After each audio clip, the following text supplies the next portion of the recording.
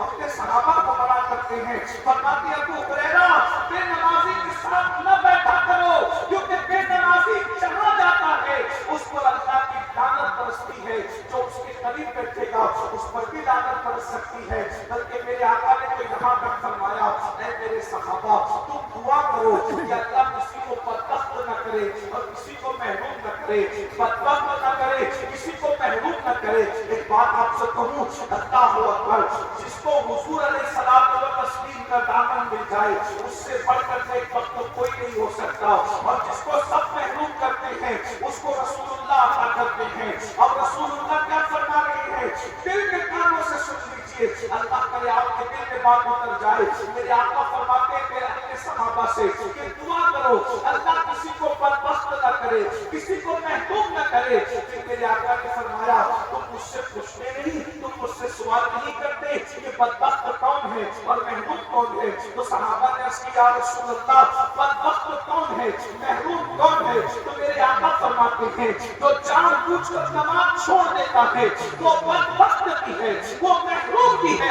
اب مجھے بتاؤ جس کو رسول اللہ محروم کر دے اس کو کون عطا کر سکتا ہے، اس کو کون دے سکتا ہے؟ اپنے مسائل کا حل سجدوں میں ہے، عبادت میں ہے، نماز میں ہے۔ مسجد کے قریب آئیے، بہت معذرت کے ساتھ بس کرنا چاہتا ہوں، بہت معافی کے ساتھ۔ آج ہم لوگ نماز میں ہم تو جلسوں میں بیٹھتے بیٹھتے بھی نماز چھوڑتے ہیں۔ جو قوم جلسوں میں بھی نماز نہ پڑھے تو اس قوم پر اپنی ذاتی حکمراں مسلط نہیں ہے۔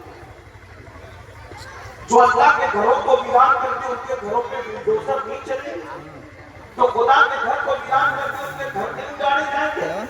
میرے بھائی آپ بہت بڑے بڑے عنوانات کی تکمیل سننا چاہتے ہیں، اس وقت مجھے ایسا لگتا ہے کہ ہمارا سب سے بڑا عنوان نماز۔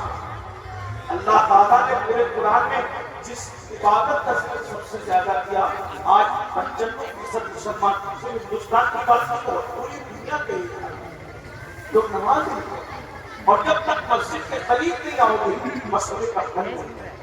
اگر تم گاڑی میں سفر کر رہے ہو تو مسلح بچھا کر کے رستے میں نماز پڑھو، نہیں رستے میں پڑھ سکتے گاڑی میں بیٹھے بیٹھے۔ وضو ہے ٹھیک، نہیں وضو ہے تیمم نہیں ہے، وہ کہاں فرماتے ہیں اگر نہ وضو ہے نہ تیمم ہے کم سے کم نماز کی شکل بنا لو، یعنی اتنے وقت میں نماز جیسی شکل بنا لو تاکہ قضا کے وبال سے بچ جائے۔ کیونکہ جس نے ایک وقت کی نماز جان بوجھ کر چھوڑ دی، اللہ کے رسول علیہ السلام فرماتے ہیں من ترک الصلاۃ متعمدا فقد کفر، کہ جس نے جان بوجھ کے نماز چھوڑ دی وہ کفر کی حد تک پہنچ گیا۔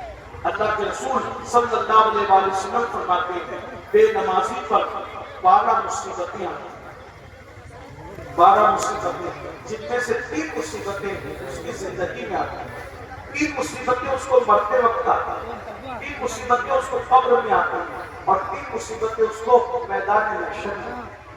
کچھ بزرگوں نے ایک اور روایت میں اضافہ کیا ہے کہ بے نمازی پر 15 مصیبتیں آتی ہیں۔ اب ذرا اس کو وقت میں جتنی گنجائش اتنا سن۔ اللہ کے رسول علیہ السلام فرماتے ہیں بہنوں کی بھی توجہ کرنا۔ آج کل بیٹیاں سمجھتی ہیں مجھے رشتہ نہیں، میں خوبصورت ہوں، حسین ہوں، پڑھی لکھی ہوں، پھر بھی مجھے رشتہ نہیں آتا۔ ایک بات سچی کہوں، برا یہ مت ماننا، رشتوں میں رکاوٹ کسی کا جادو سحر ہے کہ نہیں ہے، میں کوئی بابا اور عامل نہیں، لیکن قرآن اور حدیث کی خدمت کی برکت سے میں اتنا ضرور جانتا ہوں کہ اگر آپ گناہ کرتے ہو تو گناہ آپ کے رشتوں میں رکاوٹ ہے، اور اگر آپ تقوی اختیار کرتے ہو تو آپ کے گھر ایسے گھروں کا رشتہ چل کر کے آئے گا جہاں تمہارا گمان ملے گا۔ مجھے ایک واقعہ یہاں یاد آ رہا ہے، وہ روایت پڑھنے سے پہلے میں اشارہ کروں گا۔ اب مغرب کی نماز تھوڑا 10 منٹ کافی